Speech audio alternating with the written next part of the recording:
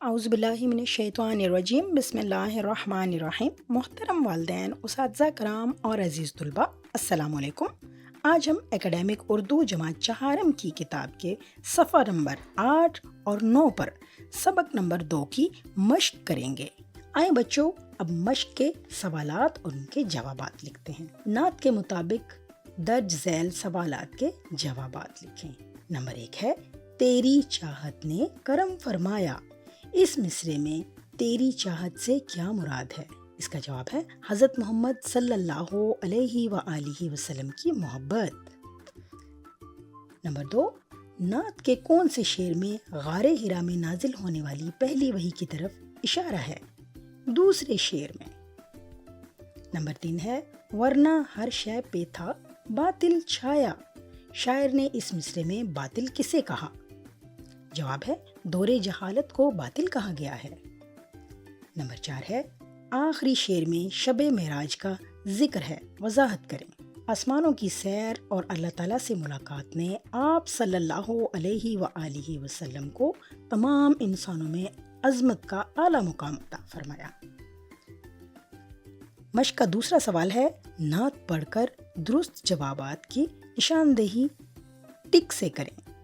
Number 1 ہے، تیری چاہت نے فرمایا۔ الف، بے اور جیم دال، ان میں سے ہے اس کا جواب جیم، کرم۔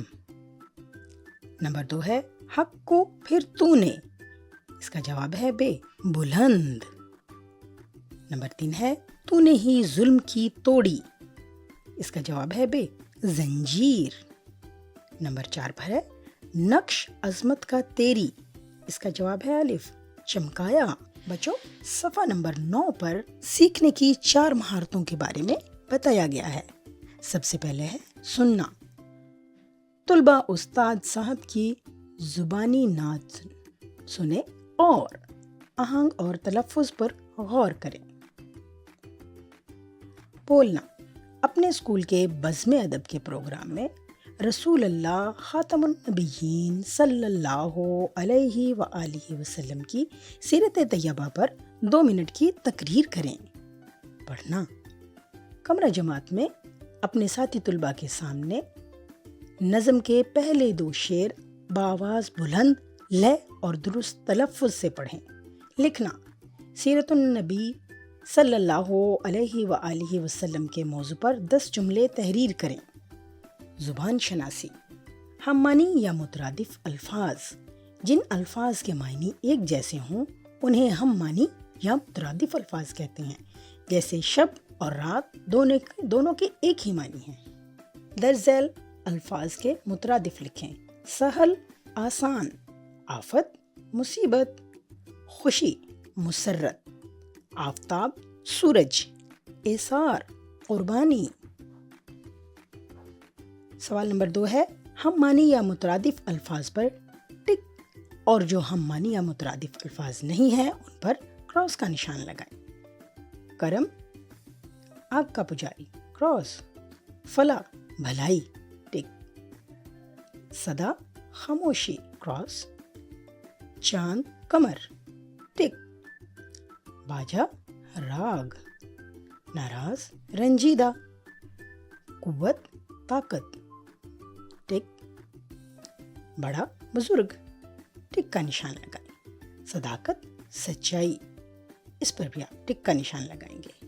عملی سرگرمیاں برائے طلباء، بچوں کو چاہیے کہ اخبار سے کوئی نعت منتخب کریں اور اسے درست تلفظ اور لے سے پڑھ کر اپنے ساتھیوں کو سنائیں۔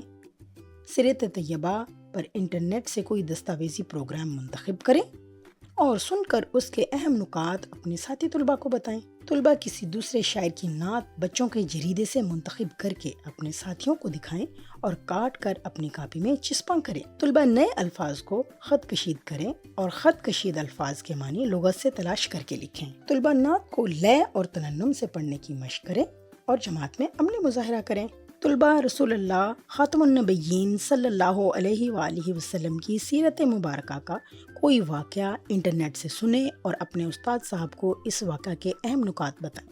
ہدایات برائے اساتذہ کرام، طلبہ کو ہم الفاظ آواز کے بارے میں تفصیل سے بتائیں. کسی بڑے نعت خوان کی نعت خوانی کی آڈیو سنائیں اور طلبہ سے اسی انداز میں زبان یاد کرنے کو کہیں. طلبہ سے نعت درست تلفظ، لے اور آہنگ کے ساتھ پڑھوائیں. طلبہ کو اشعار کا مفہوم آسان الفاظ میں سمجھائیں. طلبہ کو مترادف اور متضاد الفاظ میں فرق بتائیں. طلبہ کو ایک الگ کاپی بنانے کے لیے کہیں جس میں وہ نظموں کا انتخاب کر کے چسپاں کر سکیں. بچوں، یقیناً آپ نے اس سبق کو سن کر بہت کچھ سیکھا ہوگا اور اس کی مشق کو حل کر کے آپ کو بہت سارے سوالات کے جوابات مل گئے ہوں گے. اگلے سبق تک کے لیے اللہ حافظ.